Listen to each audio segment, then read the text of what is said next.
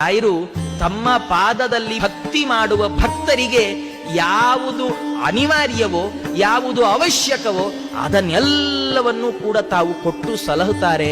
ಜೊತೆಗೆ ಅವರು ಒಂದು ಕಣ್ಣೋಟ ಬಿದ್ರೆ ಸಾಕಂತ್ರಿ, ನಮ್ಗೆ ಹೆಚ್ಚೇನು ಬೇಡ. ರಾಯರ ಮುಂದೆ ನಿಂತು ನಾವೇನ್ ಕೇಳ್ಕೊಳ್ಬೇಕು? ಅಪ್ಪಣ್ಣಾಚಾರ್ಯ ನಮ್ಗೆ ಹೇಳ್ಕೊಡ್ತಾರೆ. ಅವರು ಹೇಳ್ತಾರೆ, ರಾಯರ ಮುಂದೆ ನೀವು ನಿಲ್ತೀರಲ್ಲ, ರಾಯರ ಮುಂದೆ ನಿಂತಾಗ ಅವರನ್ನು ಕೇಳಿ, ಸ್ವಾಮಿ ನಂಗೆ ಒಳ್ಳೆ ಮನೆ ಬೇಕು, ಒಳ್ಳೆ ಕೆಲಸ ಬೇಕು, ಒಳ್ಳೆ ಸಂಬಳ ಬೇಕು, ಒಳ್ಳೆ ಉದ್ಯೋಗ, ಮತ್ತೊಂದು ಬೇಕು, ಮಗದೊಂದು, ಅದೆಲ್ಲ ಕೇಳಬೇಡ್ರಿ. ಸ್ವಾಮಿ ನಿಮ್ಮ ನೋಟ ನನಗೆ ಬೇಕು, ನಿಮ್ಮ ಕಣ್ಣೋಟ ನನ್ನ ಮೇಲೆ ಬೀಳ್ಬೇಕಷ್ಟೇ ಸಾಕು. ಯಾಕಂದ್ರೆ ಇದು ಯಾವಾಗ್ಲೂ ಸಿಗೋಲ್ಲ. ನಾವು ರಾಯರನ್ನು ಯಾವಾಗ ಬೇಕಾದ್ರೆ ನೋಡ್ಬೋದು, ಆದ್ರೆ ರಾಯರು ನಮ್ಮನ್ನು ಯಾವಾಗ್ಲೂ ನೋಡಲ್ಲ. ಯಾಕೆಂದ್ರೆ ಅವರು ದೇವರನ್ನು ನೋಡ್ತಾರೆ. ಅಂತರ್ಮುಖಿಗಳಾಗಿ ಕಣ್ಣು ಮುಚ್ಚಿ ಒಳ ಮನಸ್ಸಿನಿಂದ ಭಗವಂತನನ್ನು ನೋಡ್ತಾ ಇರ್ತಾರೆ ರಾಯರು. ರಾಯರ ದೃಷ್ಟಿ ನಮ್ಮ ಮೇಲೆ ಯಾವಾಗ್ಲೂ ಬೀಳೋಲ್ಲ.